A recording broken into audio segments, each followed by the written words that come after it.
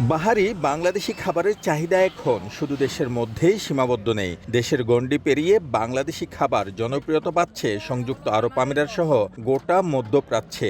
প্রবাসী বাংলাদেশিদের পাশাপাশি এসব খাবার জনপ্রিয়তা পাচ্ছে বিদেশিদের কাছেও। তাই তরুণ উদ্যোক্তারা রেস্টুরেন্ট ব্যবসাকে পরিণত করছে লাভজনক ব্যবসায়। অনেকে আবার উৎসাহিত হচ্ছেন দেশীয় খাবারের ব্র্যান্ডিংয়ে।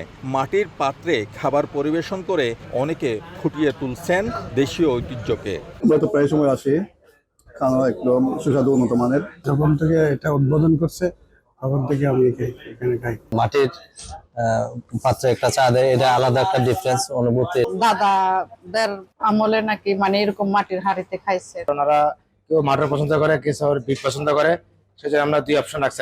বাংলাদেশি খাবারের স্বাদ নিতে বিদেশিরা ছুটে আসছেন রেস্টুরেন্টগুলোতে। खाना सब कुछ बहुत बढ़िया है, टेस्ट भी बहुत अच्छा है। সংশ্লিষ্টরা জানান, সংযুক্ত আরব আমিরাত প্রবাসী বাংলাদেশিদের জন্য অন্যতম ব্যবসায়িক স্থান হিসেবে পরিণত হয়েছে। বাংলাদেশ থেকে ছুটে আসা শৌখিন উদ্যোক্তারা রেস্টুরেন্ট ব্যবসাকে প্রাধান্য দিচ্ছেন। খাবারের সর্বোচ্চ মান বজায় রাখতে পারলে রেস্টুরেন্ট ব্যবসা থেকে প্রচুর পরিমাণ বৈদেশিক মুদ্রা অর্জন করা যাবে বলে মনে করেন উদ্যোক্তারা।